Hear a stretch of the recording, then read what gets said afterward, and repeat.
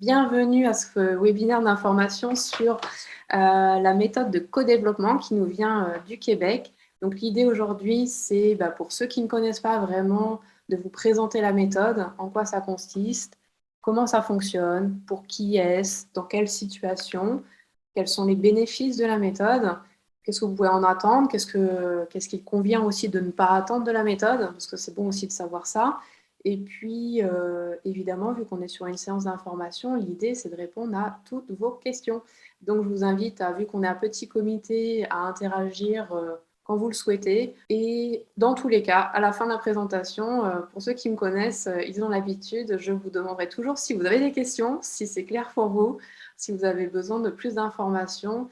Et dans tous les cas également, évidemment, je reste dispo pour répondre en privé, par email, le message, ce que vous voulez, un petit coup de téléphone, une visio, tout est possible pour échanger sur la méthode. Mon objectif, c'est d'en faire parler, parce que comme dit, c'est une méthode qui vient du Québec, que je trouve assez extraordinaire dans certains cas, en fait, au niveau professionnel pour évoluer dans sa pratique. Quelque chose qui se met en place très facilement, qui n'est pas très connu encore en France. Et voilà, mon objectif premier, c'est simplement d'en parler, de sensibiliser à cette méthode que vous pourriez vous-même mettre en place autour de vous, avec vos équipes ou avec d'autres professionnels. Et pour ceux qui le souhaitent, me rejoindre moi dans certains accompagnements. Mais ça, voilà, ça c'est la deuxième partie. Mon premier objectif, c'est vraiment simplement nous présenter en quoi ça consiste et puis faire connaître un peu la méthode. Petit mot pour ceux qui ne me connaissent pas trop encore ou pas du tout. Je m'appelle Élodie Le Breton, moi je suis coach et j'accompagne principalement tout ce qui est développement des projets professionnels. Donc c'est vraiment dans ce cadre-là que je propose le co-développement parce que l'idée c'est d'évoluer dans ces pratiques professionnelles et c'est vraiment là-dessus qu'on va axer aujourd'hui l'information. Pour plus d'infos, pareil, je ne vais pas prendre trop de temps sur ma présentation vu qu'il y en a quand même quelques-uns qui me connaissent.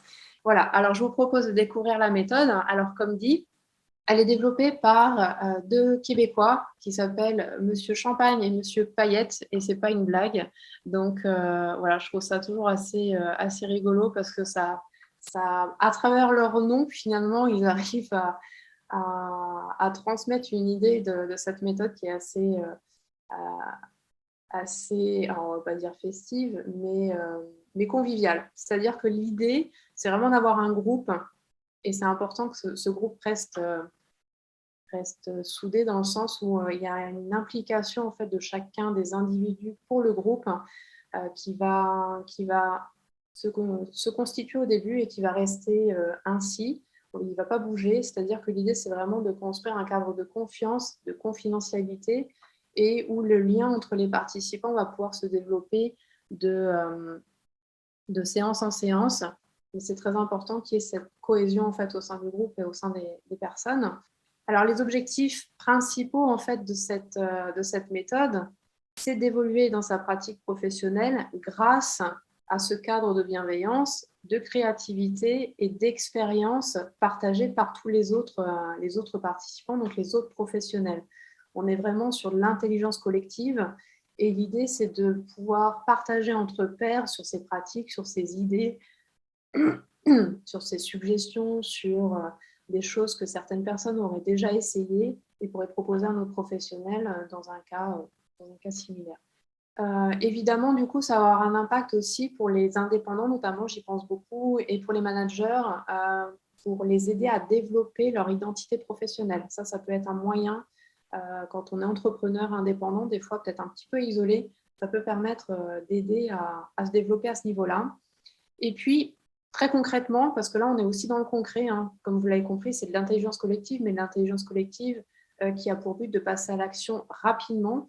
C'est-à-dire qu'en fait, à la fin de chaque séance, mais je reviendrai sur les étapes, l'idée, c'est de s'engager envers soi-même et envers le groupe sur un plan d'action à très court terme pour mettre en place, en tout cas, les premières pierres, passer les premières petites marches et être vraiment dans l'action. Et c'est ce qui, en général, ressort du vécu des participants, c'est ce côté vraiment émulation qui fait qu'on passe à l'action. Même si c'est qu'une petite chose, une petite action, parce qu'on a tous des emplois du temps de ministres, on va dire, très occupés, que ce soit une vie professionnelle et familiale et autres. Mais là, l'idée, c'est de commencer, de se mettre vraiment dans l'action. On n'est pas juste dans le stade de l'idée, de la réflexion, etc. Donc, il y a les deux aspects, mais c'est très important d'en tenir compte. Alors, dans le principe, donc ce groupe est constitué d'un certain nombre de personnes et à chaque séance, en fait, il y a une personne qui verra son sujet traité. L'idée, c'est que toutes les personnes, à un moment donné, voient leur sujet traité. Et quand on parle de sujet, ça peut être ce qu'on appelle un des 3 P, une problématique, un projet ou une préoccupation. Ce qui est très important à savoir, c'est que ce sujet, il doit concerner la personne directement et ça doit être au moment actuel. C'est-à-dire que ce n'est pas quelque chose qu'elle a vécu par le passé ou quelque chose qu'elle anticipe dans un futur trop lointain. On est vraiment dans le présent. C'est la personne qui rencontre une préoccupation actuelle qui est sur un projet en ce moment ou qui rencontre un problème concrètement et qui voudrait avoir le soutien de ses pairs en fait pour avancer. Donc je précise aussi là-dessus que c'est très important que ça concerne la personne directement parce qu'on n'est pas sur un groupe d'échange de pratiques qui va, où on va traiter des problématiques d'autres personnes. Si dans une équipe, il y a une problématique qui touche un des collaborateurs, ça peut être amené par la personne en tant que manager, mais ça ne peut pas être de vouloir traiter le problème de la personne qui n'est pas là. Ou de traiter une problématique en disant oui, je connais quelqu'un qui est entrepreneur et qui rencontre ce genre de situation et je voudrais qu'on en parle ici. C'est très important parce que dans le processus que je vais détailler un petit peu après, étape par étape, vous allez voir que tout en simplicité, ça va quand même loin. Et donc, si on n'est pas touché personnellement, nécessairement, les effets ne sont pas les mêmes ou ne sont même pas là. Donc voilà, donc à chaque séance, l'animateur, moi en l'occurrence, ou un consultant, il a plusieurs noms, va avoir le rôle en fait de cadrer la séance parce que c'est important qu'on passe par les 6 étapes que messieurs Champagne et Payette ont mis en place parce que c'est un processus vraiment important à suivre. Donc nous, on est là pour cadrer la séance. Alors en fonction des groupes, moi avec lesquels je travaille, je peux intervenir en tant que consultante ou pas. Et ça, c'est vraiment à définir au cas par cas. Et ce qui est important de retenir, en fait, c'est que l'animateur, il va avoir un peu cette posture de facilitant, de coach, de formateur. L'idée étant de guider en fait les participants pour qu'ils puissent profiter pleinement de la séance. Parce que donc on va être beaucoup, comme on l'a dit, dans l'échange de pratiques professionnelles. Ça, c'est la première couche, j'ai envie de dire. Mais pour que ça se passe au mieux, l'idée, c'est d'aller dans la deuxième couche où là, on va pouvoir avancer sur tout ce qui est développement personnel pour être au mieux à l'écoute des autres consultants, des autres participants et de pouvoir interagir avec eux au mieux pour que ça leur soit le plus bénéfique possible. Donc, en fait, on est vraiment sur un accompagnement à deux strates, j'ai envie de dire. Il y a vraiment l'aspect très concret sur le fait de travailler sur une thématique précise, professionnelle, actuelle et personnelle, mais aussi sur le fait de développer toute sa posture de manière générale pour être vraiment à l'écoute des autres et pour apporter son soutien de manière le plus adaptée, le plus efficace possible. Voilà, dans les grandes lignes, est-ce qu'à ce stade-là, vous avez déjà des questions? Ou est-ce qu'on passe, vous voulez passer à la partie des étapes?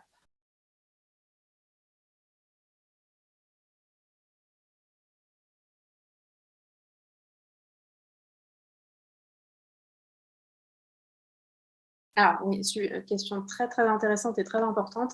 En effet, l'idée c'est de pouvoir multiplier les différents points de vue en fait. Et l'idée c'est de pouvoir s'enrichir justement des différentes expériences des autres consultants et voire même de l'animateur qui ne sont pas forcément sachants dans le domaine. C'est-à-dire que l'idée, là où ça va être très, très bénéfique, c'est que ça peut venir en effet d'une expérience vécue dans le même domaine par quelqu'un d'autre, mais le fait d'avoir des points de vue très différents peut vraiment nourrir la réflexion et amener à voir le point de vue d'une autre manière. Et c'est là qu'en général, on voit des choses assez intéressantes.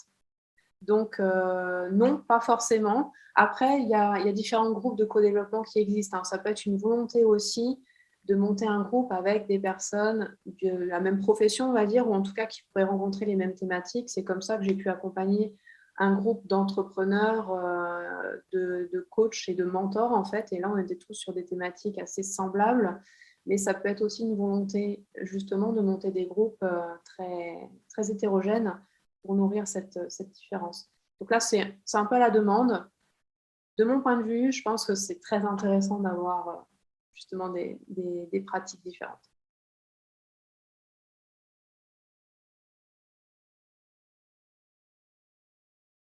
Alors, en niveau de différence, il y en a plusieurs, c'est-à-dire que le brainstorming aussi, pour qu'il soit efficace, il est assez cadré aussi, et le cadre est assez différent.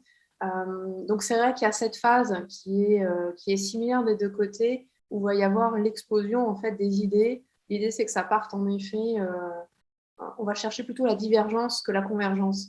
Dans le brainstorming, on va plutôt travailler sur un sujet externe, j'ai envie de dire.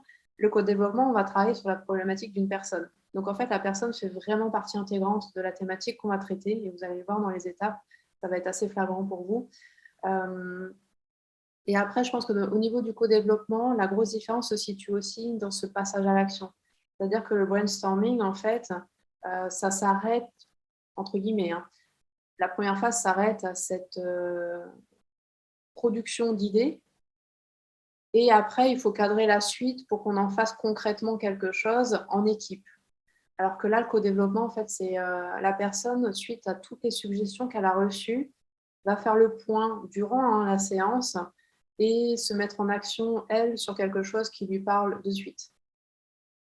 C'est les grosses différences que je vois. Après, il y a vraiment cette idée commune d'être dans la divergence des idées au maximum pour que la personne s'en nourrisse et qu'elle voit en fait ce qui lui convient. Voilà, du coup, on va pouvoir passer plus concrètement dans les étapes. Donc, c'est en 6 étapes, comme je vous disais. La première étape, ça va être l'exposé. C'est-à-dire qu'en fait, donc une fois qu'on a choisi qui allait voir sa thématique traitée, donc la personne cliente, ça sera plus simple, je vais utiliser les bons termes dès le début. Donc, tout le groupe se décide. La personne cliente, dans la première phase, va exposer sa thématique, son projet, sa préoccupation, etc. aux autres. L'idée, comme je le montre un peu sur l'image, c'est vraiment d'aborder toutes les questions pour décrire au maximum la situation aux autres, qui ça concerne elle, mais est-ce qu'il y a d'autres personnes, qu'est-ce qui se passe, comment elle le vit, éventuellement tout ce qu'elle a aussi déjà envisagé, parce que souvent quand on arrive avec une thématique en co-développement et qu'on la présente, c'est qu'on est un petit peu arrivé au bout de sa propre réflexion, y compris même des fois avec d'autres personnes. On arrive à un stade de blocage ou en tout cas c'est pas très fluide et on souhaiterait le soutien du groupe à ce niveau-là. Donc l'idée c'est de donner un maximum d'informations aux autres pour qu'ils puissent s'approprier en fait, temporairement en tout cas, la thématique. Parce que là on va pouvoir, donc comme je le disais, on va travailler dans deux strates.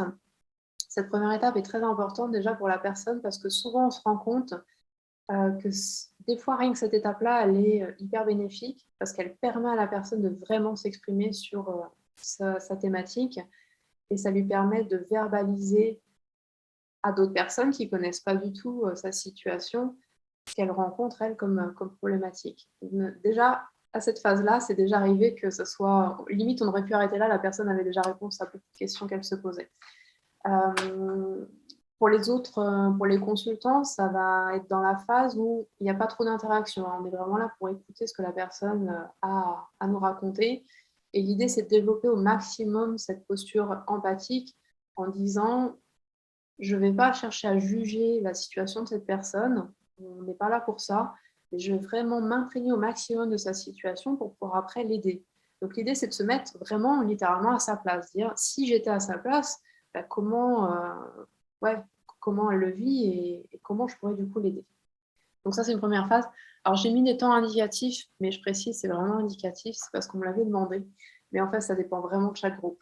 Cette première phase peut être plus longue. Ça dépend vraiment de la personne, ça dépend du groupe. En deuxième phase, on va passer sur la phase clarification, parce que nécessairement, une fois que la personne s'est exprimée sur sa situation, ça va générer des questions auprès des consultants qui vont avoir besoin de poser pour après pouvoir répondre encore une fois au mieux à la thématique de cette personne. Donc là, c'est vraiment à l'inverse de la première phase, c'est une phase d'échange, question-réponse, tout à fait naturelle comme on vient de le faire à l'instant. C'est pour mieux comprendre. Voilà, poser toutes les questions qu'il y a à poser. C'est une phase, pareil, qui est plus ou moins longue et qui, des fois, peut aussi juste être bénéfique à ce stade-là. Rien que par le fait que d'autres personnes qui ne connaissent pas la situation posent des questions, ça permet, c'est le mot d'ailleurs qui est dédié à cette étape-là, de clarifier la situation. Et rien que ça, c'est déjà très bénéfique. Pour la personne cliente, donc l'idée, ça va être de vraiment aller plus loin dans sa propre compréhension de sa situation. Donc c'est là que c'est bénéfique. Pour les consultants, ce qui est intéressant, c'est de développer cette posture, on va dire, d'écoute active pour aller encore plus loin que la phase de compréhension et adopter la posture qui convient pour poser les questions qui vont permettre de mieux comprendre la situation. Alors, ça peut paraître bizarre à dire ça comme ça, mais en fait, ici, on apprend à poser les bonnes questions. Un peu comme un coach, finalement, où on va apprendre à moins poser de questions fermées et plus de questions ouvertes pour vraiment mieux s'approprier, encore une fois, la thématique rencontrée par la personne cliente. Ensuite, en troisième phase, une fois que tout le monde pense avoir suffisamment d'informations pour aller plus loin dans la partie conseil, c'est une petite étape qui est très rapide, mais qui est très, très importante. Et pour ceux qui sont coachs, ils la connaissent. L'idée, c'est que la personne cliente fasse son contrat, c'est-à-dire qu'elle va solliciter l'aide du groupe et c'est là qu'elle va exprimer son besoin. Et c'est très important à la fois pour les consultants et à la fois pour la personne cliente, qui est cette petite phase de contrat entre là où la personne va pouvoir exprimer son besoin au niveau du groupe. Et c'est là qu'on va pouvoir aller plus loin dans la demande qui initialement était peut-être un petit peu différente. Elle va pouvoir reformuler finalement son objectif, ses attentes vis-à-vis du groupe. Et c'est là qu'elle va pouvoir préciser si elle veut des conseils, si elle veut des points de vue, si elle veut que les gens donnent leur avis, en fait. Parce que c'est là que ça peut être délicat, vu qu'on ne veut pas rentrer dans le jugement. On va y aller que quand la personne nous demande vraiment un point de vue et un avis sur sa situation, parce que sinon, on est plutôt dans le « je sollicite votre aide pour me donner des nouvelles idées pour gérer tel problème ». Une petite phase très importante en mode coaching. Ensuite, on rentre dans la phase très importante de consultation, plus ou moins longue aussi, mais elle fait partie, comme la phase de clarification, des phases les plus importantes en fait, de l'accompagnement. Alors là, on est dans une posture très particulière pour la personne cliente, c'est-à-dire qu'elle doit travailler sa posture d'accueil. L'idée, c'est qu'elle soit dans la non-réaction vis-à-vis de ce qui va être proposé par les consultants et qu'elle accueille vraiment pleinement tout ce qui va lui être proposé sans interagir. Et là, c'est une grande difficulté. Parce que quand on nous parle, et surtout quand on nous donne des conseils, en tout cas dans notre culture, on a tendance à vouloir réagir de suite en disant oui, mais j'y ai pensé, j'ai déjà fait, ça ne m'intéresse pas, etc. Et en fait, très naturellement, on va avoir envie d'être dans la réaction et donc moins dans l'écoute de ce qui va être proposé. Et là, ici, l'idée, ça va être que la personne accueille tout ce qui va être proposé. L'animateur a en charge de prendre en note tout ce qui va être proposé aussi pour que la personne puisse après reconsulter plus tard en fait les propositions, pour que ça lui soit vraiment doublement bénéfique. Il y a le moment, l'instant T, mais il peut y avoir aussi la réflexion à froid un peu plus tard. Et là, sauf s'il y a une incompréhension, évidemment, là, on peut avoir un échange. Si ce qui est proposé n'est pas compris, évidemment, la personne peut demander à ce que ça soit reformulé et avoir plus d'indications. Mais c'est très important qu'il n'y ait pas de réaction vis-à-vis de ce qui est proposé. Donc ça, c'est pour la posture assez particulière à vivre pour la personne cliente. Et pour les consultants, ça va être aussi de travailler la posture d'entraide, de partage, sans être, encore une fois, et j'insiste parce que c'est très important, dans la partie jugement, de dire « oui, moi, si j'étais à ta place, je ne comprends pas, moi, c'est ça que je ferais parce qu'en fait, c'est facile. » Ou en fait, oui, il y aurait qu'à faire ça. Donc là, l'idée, c'est très important de travailler sa posture pour dire, OK, bah, de ce que je comprends, bah, voilà moi comment peut-être j'aurais tendance à aborder la situation. Voici ce que moi j'ai vécu et ce qui pourrait peut-être t'aider. Voici une question que je te pose, que j'ai envie de te poser pour t'inviter à aller dans ta propre réflexion plus loin, etc. L'idée, c'est vraiment de travailler la posture de conseil sans rentrer dans le jugement et d'être vraiment en lien avec ce que je disais au tout début, avec cette posture empathique, mais avec sa propre expérience. Donc c'est là que c'est un petit peu à la fois complexe, mais très intéressant. C'est-à-dire qu'on va vraiment s'intéresser pleinement à ce que la personne rencontre et on va lui apporter sa propre expérience, notre propre expérience. Et donc là, c'est suggestions, comme je disais, donc de conseils concrets. Ça peut être des idées auxquelles on pense comme ça, qu'on n'a pas forcément nous rencontrées personnellement, mais où on sait que c'est une technique qui existe. Bah, comme par exemple, on pourrait dire bah, peut-être qu'une séance de coaching te conviendrait, peut-être qu'une formation de tel type te conviendrait, ou peut-être que d'essayer cette solution. Moi, je ne la connais pas, mais j'en ai entendu parler, peut-être que ça te conviendrait. Donc, partage d'expérience, comme je l'ai dit. Euh, inviter la personne inviter la personne à réfléchir en lui posant une question. Et ici, on n'est pas du tout dans le fait de vouloir la faire reparler comme on l'a fait en début de séance.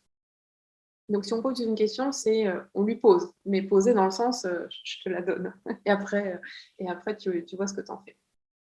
Donc, ça peut être intéressant.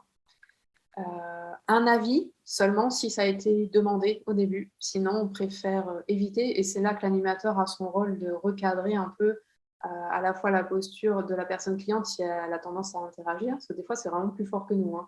C'est assez intéressant à voir.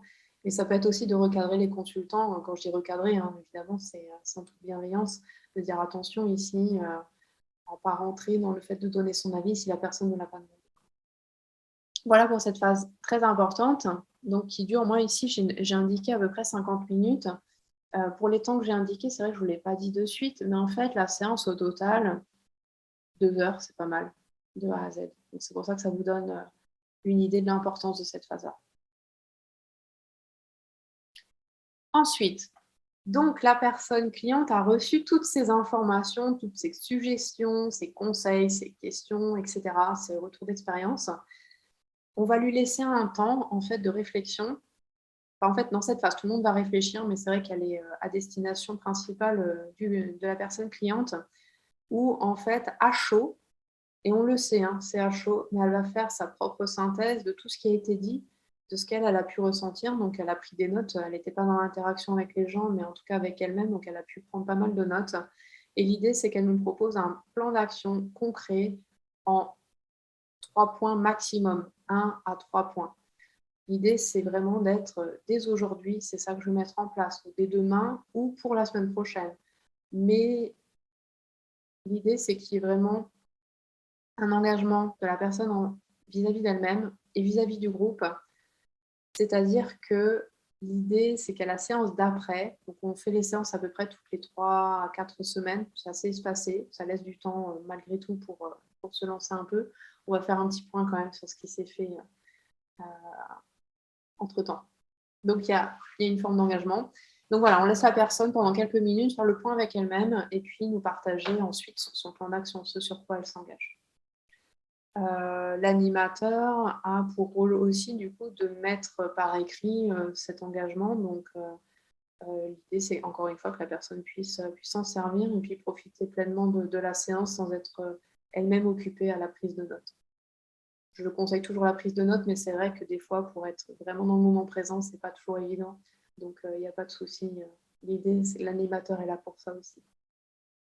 Pendant cette phase où le client réfléchit à son plan d'action, les consultants et l'animateur vont réfléchir, eux, de leur côté, à ce que la séance leur a apporté personnellement, sur le fond ou sur la forme. Sur le fond, c'est-à-dire que souvent, les thématiques traitées par les autres personnes font écho à un moment donné sur ce qu'on rencontre nous-mêmes. Et donc, il est très, très courant, voire même, c'est quasiment souvent le cas, chaque personne repart elle-même avec des idées pour sa propre thématique, qui peut être très différente finalement, mais en tout cas, ce qui a été proposé fait écho à quelque chose et l'idée, c'est de le partager avec le groupe. Et ça peut être sur la forme aussi. Et c'est là que je reviens à la deuxième strate. Ça peut être de dire, OK, dans cette posture de consultant, c'est ça que je retiens aujourd'hui. J'ai appris à mieux poser mes questions ou j'ai enfin osé proposer une solution à quelqu'un. Parce que ça, c'est quelque chose qu'on rencontre aussi régulièrement. Des gens qui manquent de confiance en eux, au départ, vont avoir tendance à dire, oui, mais moi, pour cette personne, j'ai rien à lui apporter en fait. On estime que la personne est à un autre niveau et on ne se sent pas légitime à lui proposer quelque chose. Et ça, c'est très intéressant de constater qu'à un moment donné, les consultants vont se mettre dans cette posture de dire, OK, en fait, moi aussi, j'ai quelque chose qui peut potentiellement aider la personne. Et donc ça peut être sur la forme. Et tout ce qui pourrait tout ce qui pourrait être partagé, en fait. Ça, c'est le moment où on fait un tour de table et où chacun, en quelques mots, va pouvoir dire voilà ce avec quoi je repars de la séance. Alors, ce n'est pas exclusif et exhaustif. Hein. L'idée, c'est de donner, de partager sur un point. Et puis, comme vous vous en doutez, pardon, la dernière phase où on va clôturer en fait la séance avec ce. Donc là, en 5, on était sur la phase de réflexion pour tous les participants. Et c'est seulement la personne client qui a fait son retour. Et pour la dernière phase, chacun va faire son retour d'expérience, y compris l'animateur aussi, sur le fond et la forme également. Ça peut être ce que lui ou elle a appris de cette séance, tant sur l'animation que sur le fond de la problématique aussi, ou sur la forme, sur sa propre posture, etc.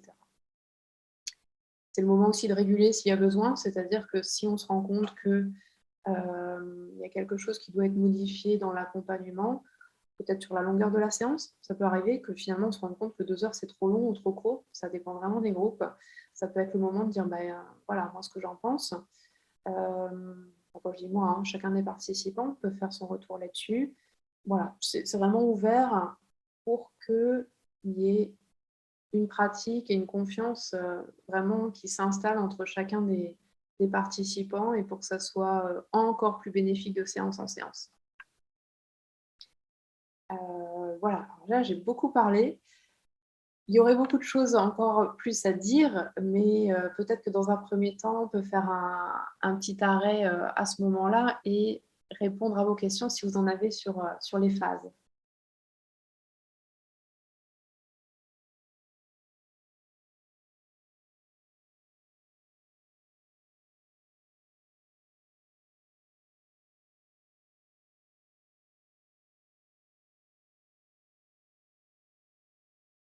Oui, question très, très intéressante et primordiale parce que c'est le début en fait de l'accompagnement et c'est vrai que je ne me suis pas attardée dessus. L'idée en fait, encore une fois, il y a plusieurs manières de procéder et en fait, en tout cas moi dans mon cas, je pose la question au groupe avant de commencer comment ils souhaitent procéder et c'est quelque chose qu'on peut changer. Donc il y a différentes solutions. En effet, ça peut être de définir à la fin d'une séance le sujet qui va être traité par après. Donc là, on est sur de l'anticipation, de la programmation, mais en tout cas, on va juste programmer la séance d'après. On ne va pas programmer toutes les autres. En tout cas, moi, comme ça, je trouve pas que ça soit le plus pertinent dans le sens où, en fait, vu qu'on fait une séance toutes les 3 ou 4 semaines, il y a tellement de choses qui peuvent se passer entre-temps que de programmer déjà la 6e séance, donc dans 6 mois, ça me paraît un peu trop anticipé pour le coup. L'idée, c'est peut-être d'être vraiment dans le présent, comme je disais tout à l'heure, et donc de prévoir de séance en séance. Ça, c'est une solution. Et l'autre solution que tu as déjà du coup envisagée, c'est en effet, en début de séance, c'est de choisir. Donc, on va prendre quelques minutes. L'idée, en tant qu'animateur, c'est de rappeler qu'il y a la séance de co-développement qui va se passer et que donc, ça serait bien que les personnes réfléchissent à une thématique à aborder. Après, comme dit, en effet, il y a des séances où il y a peut-être tout le monde qui va avoir quelque chose à proposer, et puis il y a d'autres séances peut-être un peu moins. C'est rare qu'il n'y ait pas de thématiques à aborder quand même. Ça m'est pas arrivé. Mais ça, je pense que ça se gérerait ou à la limite. Non, ça c'est une bonne question, je ne l'avais pas envisagé. Mais voilà, en tout cas, souvent, et c'est l'idée du co-développement, de toute façon, c'est vu qu'on est dans cette L'idée d'évoluer dans sa pratique professionnelle, on est avec des profils de personnes qui sont en permanence en remise en question et qui cherchent de toute façon à évoluer. Donc, a priori, il y a forcément une thématique. Concrètement, comment ça se passe? Je demande à chacune des personnes de formaliser sa thématique, même si c'est pas si la formulation n'est pas réfléchie, ça c'est pas grave. Ici, on ne va pas s'attarder là-dessus parce qu'il y a les 3 premières phases du processus qui le permettent. Mais de l'écrire dans le chat, en fait, enfin pour en tout cas les groupes en co-développement. Et puis après, on fait un vote, donc à main levée ou par écrit. Et puis la thématique qui rencontre le plus de pour est traitée ce jour-là.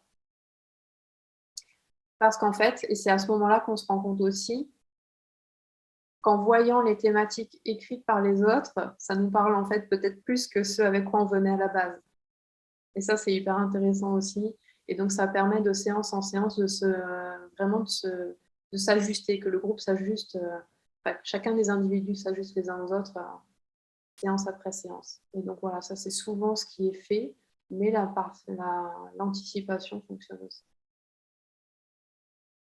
Mais je vais plus réfléchir à ta question sur le fait, et si personne propose quelque chose? Ça, il faut que j'y réponde parce que peut-être qu'un jour, ça m'arrivera.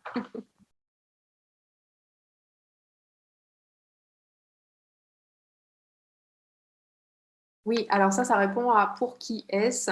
En effet, il y a vraiment les deux aspects. Ça peut être pour une équipe, ça peut être pour des collaborateurs au sein d'une entreprise.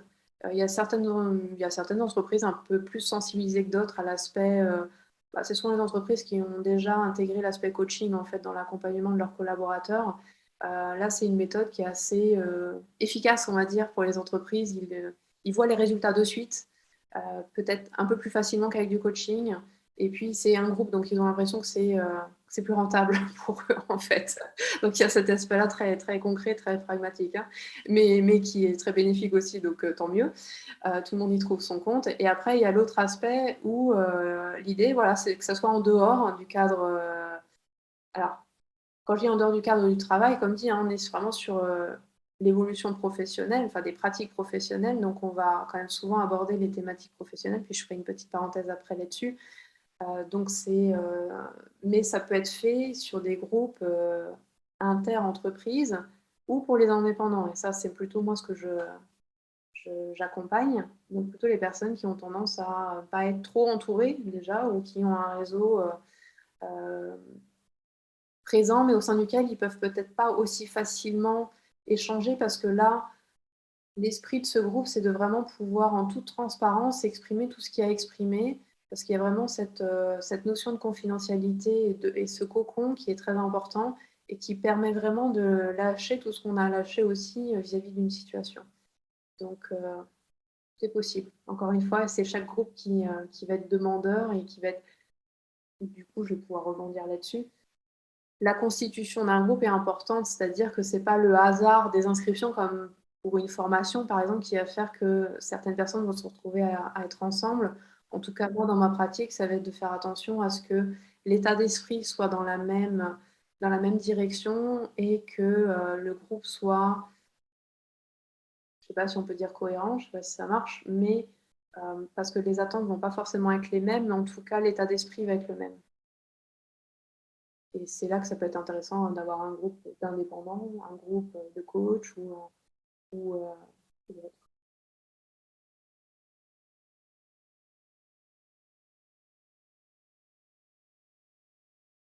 Non, non, c'est pas un exemple, hein, c'est vraiment ce que les deux fondateurs euh, disent de la méthode, concrètement de tout ce qu'ils ont observé en fait. À la toute base, en fait, ils ont monté cette technique-là pour les managers dans les entreprises et après, ils ont pu voir tous les autres bénéfices et ils en ont tiré. Enfin, moi, j'ai du coup pris l'essence même de leur message et c'est vraiment ce qu'ils disent. Donc, c'est amélioration, enfin, évolution des pratiques professionnelles et évolution dans l'identité professionnelle parce qu'en fait, cette posture d'accueil et cette posture aussi d'écoute active, de questionnement et de tout ce qui est développement finalement des savoir-être personnels va avoir un impact sur l'identité professionnelle. ça va nécessairement avoir un impact à un moment donné. C'est dans ce sens-là, en fait, qu'ils en parlent. Après, l'identité professionnelle, dans le sens où tu l'abordes, là, ça peut être intéressant de partager avec un groupe, du coup, peut-être assez similaire, peut-être pas au même stade de développement, mais où en tout cas, il y a cette thématique qui revient. Parce qu'en tant qu'indépendant, à un moment donné, enfin, on est toujours en évolution, hein, de toute façon, sur l'identité professionnelle, à la base, à la construction, mais ça évolue tout le temps. Et, euh, et moi, je viens de repasser par une phase, donc je sais, voilà, je vois très bien de quoi il s'agit.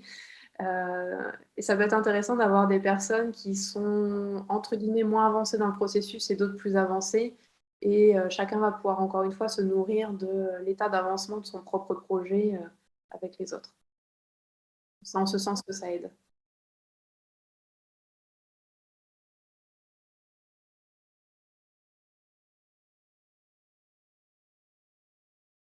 Ah bah alors là, c'est pareil, les deux cas sont possibles, c'est-à-dire qu'il y a des groupes qui vont être constitués et qui vont fonctionner le temps que le groupe a besoin.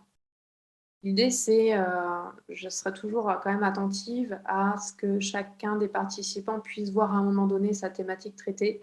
Donc souvent, bah, c'est trois fois le nombre de personnes, enfin, en termes de semaines de participants. Ou pour faire simple, on va dire s'il y a 5 participants, on part sur une base de 5 mois, tout simplement, à peu près.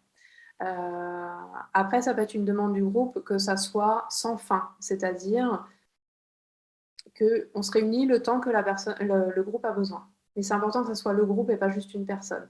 Et là où je disais tout à l'heure que c'est important que chacun soit impliqué dans le groupe, c'est-à-dire que pour que ça soit bénéfique pour tout le monde, il faut idéalement que chacun voit à un moment donné sa thématique traitée, en tout cas si elle en a une. Après, ça m'est arrivé aussi que dans un groupe, il y ait pas la personne n'ait pas forcément une thématique à traiter, mais elle se nourrissait des autres thématiques. C'est important que la personne qui s'est vue être cliente puisse participer elle aussi comme consultante pour les autres et apporter du coup ce qu'elle a apporté. Donc ce qu'on ne veut pas, je vais le présenter du coup dans l'autre sens, comme je disais tout à l'heure, parce que c'est important de savoir ce qu'on peut attendre et ce qu'on ne va pas attendre ici. On ne va pas être dans le fait de je viens, je prends ce que j'ai à apprendre et je m'en vais et je laisse le groupe et il continue sans moi. Ça, c'est hyper important dès le début que chacun s'engage à participer à toutes les séances. Après, ça peut être un petit peu plus flexible de dire si le groupe est un peu plus conséquent, ce qu'il faut quand même pour que ça fonctionne assez bien, pour qu'il y ait suffisamment d'échanges et un peu comme un brainstorming, à deux, ça se fait, mais c'est vrai que c'est mieux s'il y a plus de personnes pour avoir l'effet rebond. Si on part sur un groupe de 5 personnes, ça va être important que les 5 personnes soient là tout le temps. Par contre, si on est sur un groupe de 8 personnes, si le groupe est d'accord, et encore une fois, on va mettre en place, enfin, chacun va adhérer aux règles du groupe qui seront définies ensemble, on peut dire 80% des séances, on s'engage à venir à 80% des séances, donc en gros à 4 séances sur 5. Ce qui peut permettre, dans le cas des professionnels, et notamment des groupes d'indépendants, de se dire bah, peut-être qu'un jour j'aurai un imprévu tel que je ne pourrai vraiment pas me présenter à la séance sans handicaper le groupe non plus, parce que c'est vrai que sinon on doit reporter la séance. Donc c'est une organisation, hein, ça se fait, mais concrètement c'est la difficulté que j'ai rencontrée sur le dernier groupe, c'est ça. C'est, donc c'est une manière de faire, c'est de dire on s'engage sur le groupe, en se laissant la possibilité, en cas d'imprévu, de ne pas être là. Donc c'est là aussi que c'est un petit peu différent du conseil ou de la formation, euh, où une fois qu'on a réponse à sa problématique, on s'en va. Là, l'idée, c'est vraiment d'être là pour les autres. Donc, et c'est comme ça que ça fonctionne bien.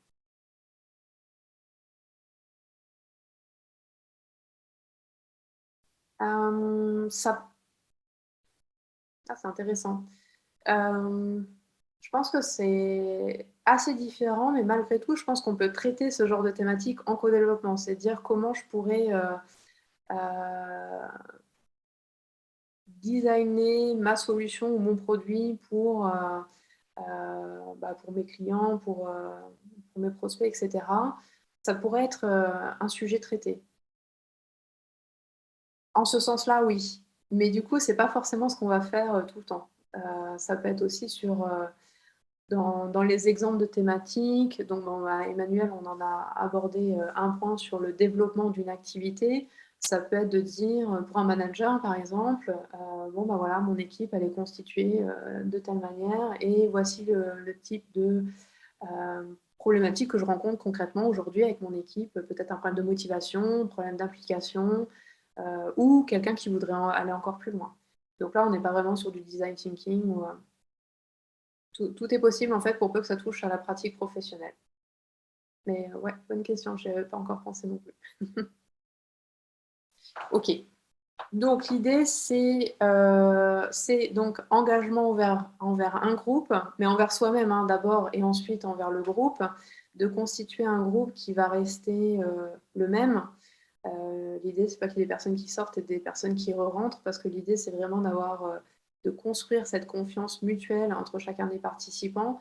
Moi, pour aller un petit peu plus loin concrètement, je propose un groupe de partage euh, en dehors des séances, parce que souvent les participants ont envie d'aller un petit peu plus loin sur les idées qui ont été échangées ou sur certains concepts hein, des fois, et l'idée c'est pas d'être dans la formation durant le co-développement. Donc si par exemple quelqu'un parle de l'outil de l'ikigai, on va pouvoir dire en quelques mots ce que c'est, mais on ne va pas aller plus loin durant la séance. Et c'est des choses qu'on peut partager après au sein du groupe. Chacun peut partager, donc des groupes privés, hein. Chacun peut partager aussi sur ses propres avancements entre deux séances. Puis ça peut être le lieu d'échanger tout ce qu'on a envie d'échanger. Donc un processus qui permet d'évoluer en deux strates ou en position méta, hein, je ne sais pas comment vous l'intégrez, mais l'idée c'est d'être sur l'évolution des pratiques professionnelles tout en modifiant, en incorporant au quotidien des nouveaux comportements et donc qui forcément... Oui, Christelle, pas de souci. Merci en tout cas d'avoir été avec nous. Donc l'idée c'est de pouvoir voilà, modifier ses habitudes, ses comportements, etc., pour s'épanouir professionnellement et donc nécessairement à un moment donné personnellement aussi, parce que les deux vont ensemble. Et pour résumer sur les modalités, bah voilà, concrètement, c'est la fréquence à définir avec le groupe, encore une fois, la durée aussi, mais quelque chose qui fonctionne assez bien, c'est environ 2 heures et environ toutes les 3 à 4 semaines. Moins ça, j'ai remarqué que c'était rapide, c'est-à-dire que si on fait toutes les 2 semaines, les personnes n'ont pas eu le temps d'intégrer ça en fait dans leur quotidien et c'est un peu rapide. Au-delà de 4 semaines, c'est trop long, c'est-à-dire que là, par contre, le lien entre les participants s'effiloche un petit peu et n'est pas aussi fort que ce qu'on voudrait. Ça ne veut pas dire que ça ne fonctionne pas, hein. Encore une fois, c'est vraiment à chaque groupe. Donc, il est important que les thématiques traitées soient vécues par la personne elle-même au moment même. Et quoi d'autre? Donc voilà, on peut quasi tout aborder comme thématique, problématique, projet, préoccupation. Et l'idée, voilà, c'est de travailler sa posture, à la fois d'écoute, d'accueil, et puis à la fois de conseil aussi. Je ne sais pas si c'est un bon résumé, mais voilà, celui que je vous propose aujourd'hui, en tout cas. Voilà, donc si vous en voulez plus d'infos, bah, évidemment, j'ai de quoi, hein, je peux vous envoyer des liens. Bah, le livre que vous pourrez trouver assez facilement, mais je peux vous donner la référence de Claude Champagne et Adrien Payette. Plus d'infos sur ce que moi je fais. Et ah oui, bah, je vais revenir sur la petite parenthèse du coup, en attendant de voir s'il y a d'autres questions. Donc on parle beaucoup des pratiques, enfin d'évolution des pratiques professionnelles. Et moi, je vise aussi à accompagner des groupes de profils neuroatypiques. Et donc là, nécessairement, ça ne touche pas que le professionnel. L'idée, c'est que ces personnes puissent mieux assumer en fait leurs différences de fonctionnement et voir comment intégrer ça dans leur vie. Et donc là, je ne vais pas, moi, refermer la thématique sur la partie professionnelle. Je l'élargis vraiment à comment bien vivre sa différence, si je peux le dire comme ça, et comment bien en profiter aussi, comment en faire une force plutôt qu'une faiblesse, et qui peut, voilà, des fois ça peut être un petit peu difficile. Donc voilà, ça c'est ma particularité, c'est pas ce qui a été développé par les deux Québécois à la base, mais c'est ce que moi du coup je propose avec mes différentes casquettes. Et bah, pour plus d'infos, comme je vous disais, moi je suis avec plaisir par email, par téléphone, sur les réseaux, sur LinkedIn notamment. Et voilà, vous pouvez me contacter avec grand plaisir.